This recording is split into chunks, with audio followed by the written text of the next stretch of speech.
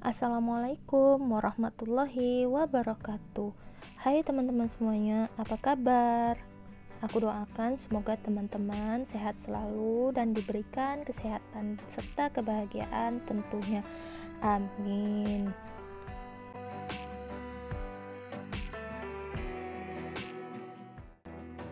Sebagai seorang ibu rumah tangga, tentunya kita tidak lepas dari yang namanya bersih-bersih, seperti menyapu, cuci piring, cuci baju. Bahkan setiap hari itu pun kadang kita lakukan secara berulang-ulang, seperti menyapu. Setelah kita menyapu, ternyata anak menumpahkan makanan, kita sapu lagi, tentunya akan menghabiskan waktu dan tenaga kita. Apalagi kita yang tidak menggunakan jasa asisten rumah tangga.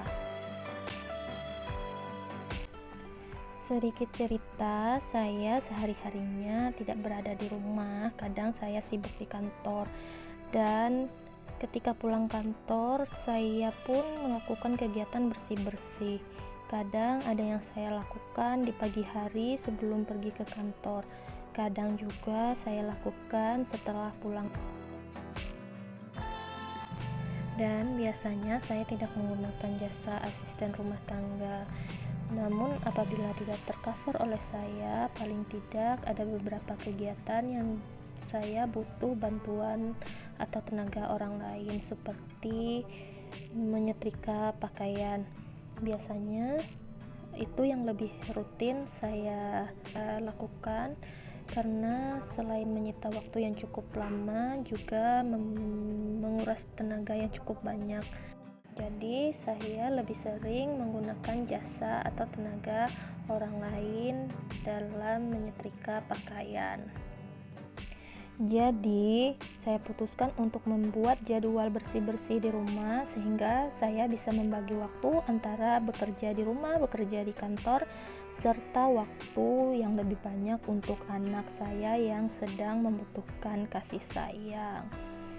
Sama seperti ibu rumah tangga lainnya, biasanya kegiatan saya setiap hari itu yaitu menyapu, cuci piring, cuci baju. Nah, menyapu dan cuci piring ini biasanya dilakukan berulang-ulang, karena yang punya anak kecil seperti saya, tentunya jika anak kecil tersebut makan sisa-sisa makanannya itu tumpah di lantai, tentunya daripada dia digigit semut atau kepleset karena air yang tumpah, lebih baik saya bersihkan dulu, kemudian mencuci piring.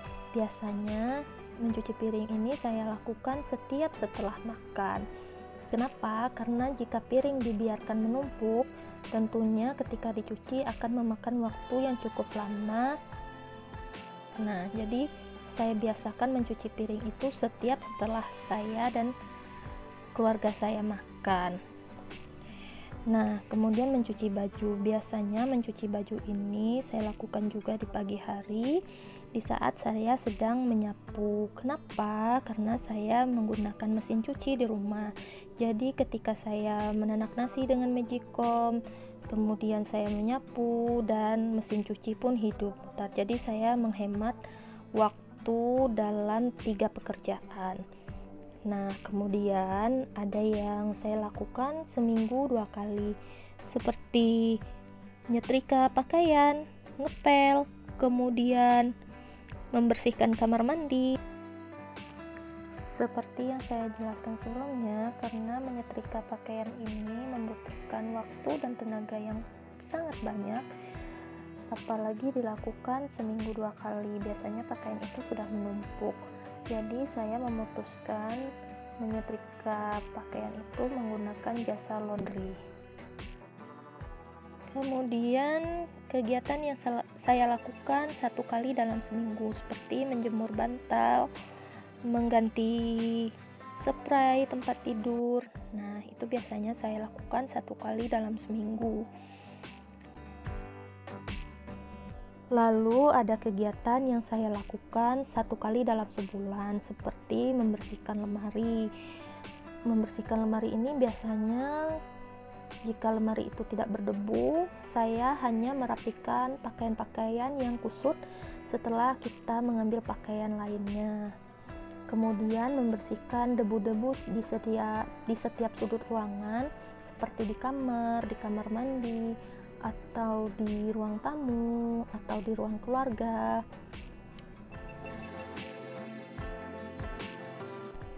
Sehingga kita tidak merasa kerepotan lagi dalam membagi waktu untuk kegiatan bersih-bersih rumah.